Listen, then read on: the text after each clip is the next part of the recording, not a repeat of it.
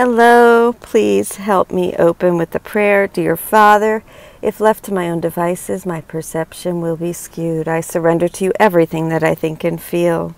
God, please take my past, plan my future, send your spirit to redeem my mind, that I might be set free. Please allow me an open mind and a new experience, setting aside everything that I think I know. Help me to be who you would have me be, go where you would have me go, do what you would have me do, and say what you would have me say, and to whom, dear God. God, I thank you for my many, many blessings. Amen. Good morning. Thank you for joining with me. We are in the Manual for Teachers, section 22. How are healing and atonement related? And we are going to pick up on paragraph 3. That forgiveness is healing needs to be understood if the teacher of God is to make progress. The idea that a body can be sick is a central concept in the ego's thought system. Footnote 164. This means the idea that a body can be sick on its own as a result of physical causes rather than as a projection of the mind's sickness. Back to the text. This thought gives the body autonomy, separates it from the mind, and keeps the idea of attack inviolate. And 165, if the body is seen as getting sick entirely on its own, independent of the mind, then the real cause of sickness, our attack on others, which leads us to attack ourselves with sickness, becomes a non-issue. Our attack thus becomes safe from challenge, inviolate. If the body, bear with me while I try to turn the page here,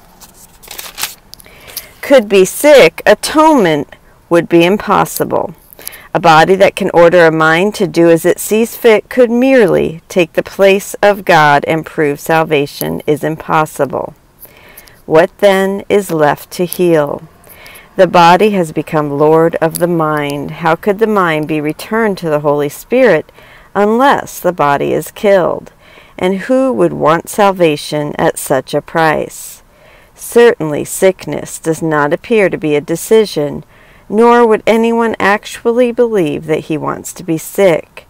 Perhaps he can accept the idea in theory, but it is rarely, if ever, consistently applied to all specific forms of sickness, both in the individual's perception of himself and of all others as well. Nor is it at this level that the teacher of God calls forth the miracle of healing. Footnote 166, in other words, realizing that your patient has made a decision to be sick, however true that it is not what calls forth the miracle that heals him. And back to the text. He overlooks the mind and body, seeing only the face of Christ shining in front of him, correcting all mistakes and healing all perception. Footnote 167. In other words, the teacher of God overlooks the patient's sick body and sick mind. He sees past both to who the patient really is, the Christ.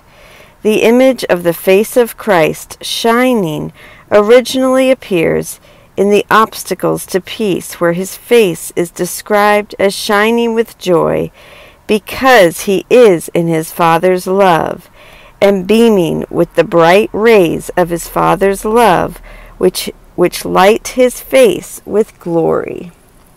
And back to the text. Healing is the result of the recognition by God's teacher of who it is that is in need of healing. Footnote 168. This seems to mean that healing results from seeing who the patient, the one in need of healing, really is. He is the Christ in whom all healing lies. The next two sentences above explain that this exalted identity is not limited to the patient, but is true of all things that God created. This recognition has no special reference. It is true of all things that God created. In it are all illusions healed. Thank you for joining with me. Please join me tomorrow for paragraphs 5, 6, and I believe 7. Yes, and 7. I love you. Have a beautiful day.